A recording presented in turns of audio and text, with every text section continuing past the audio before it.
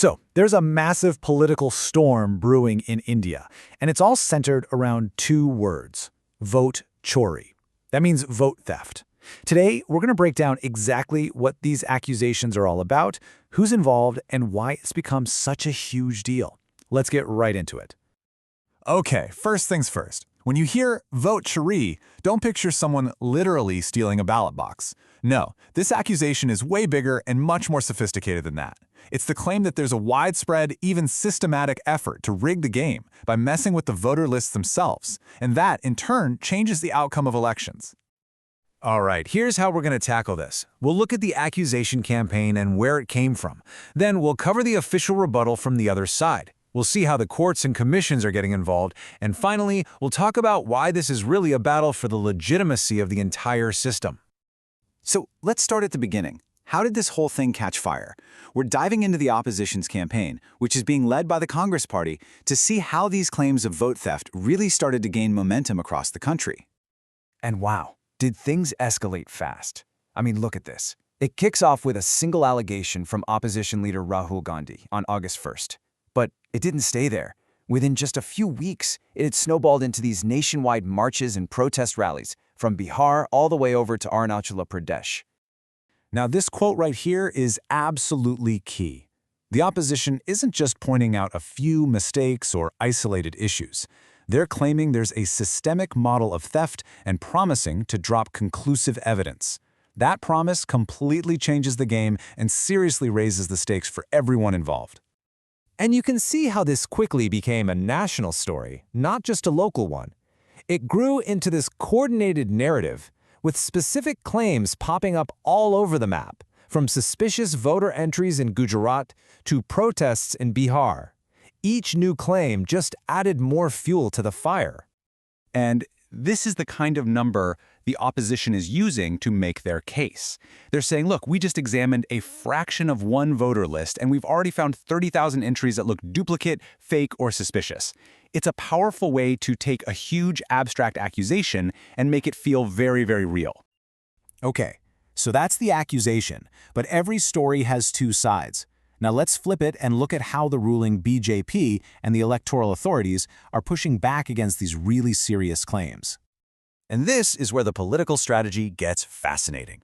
The BJP doesn't just deny it, no, they perform a bit of political jujitsu.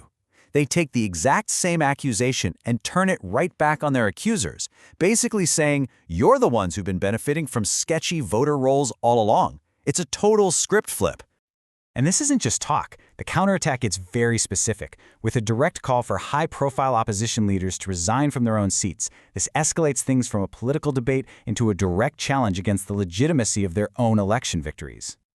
Meanwhile, you have the official bodies stepping into the fray. The Election Commission of India is pushing back, saying they don't see any evidence of systemic fraud. They're basically telling the opposition, put up or shut up. They want formal, sworn affidavits with actual proof or a public apology. So, with the political parties clashing this hard, it's pretty natural that attention starts to shift towards the institutions that are supposed to act as the impartial referees in all this. And that really is the million-dollar question here, isn't it? When there's this much distrust flying around, who can you turn to make sure the rules of the game are actually being followed? Well, that leads us straight to India's Supreme Court. So what the Supreme Court has done here is so important. They haven't stepped in to pick a side.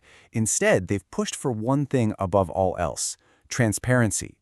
By ordering things like publishing lists of deleted voters and letting citizens file objections, the court is trying to restore faith in the process itself, which is a huge deal. It's also really important we understand this term, SIR, or Special Intensive Revision.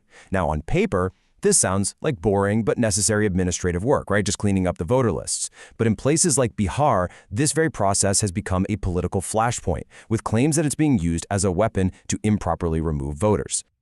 Okay, so let's zoom out and connect all the dots. With all of these claims and counterclaims, what is actually at stake here? Why does this all matter so much? This table is a pretty good cheat sheet for the whole thing. It lays out all the key players and their positions in this messy conflict. You've got the accusers, the defenders, the referees, and the regional players all pushing and pulling in different directions. And really, this is what it all boils down to. This whole thing might have started as a fight over votes and who won an election, but it's evolved into something so much bigger. This is now a fundamental battle over the narrative of electoral integrity and whether people can trust the democratic system itself. And that's the critical question this whole episode leaves us with. A question that goes way beyond India and way beyond this one election. In a world that seems to get more polarized every day, what does it actually take for us to trust an election result? It's a huge challenge, and frankly, democracies everywhere are grappling with it.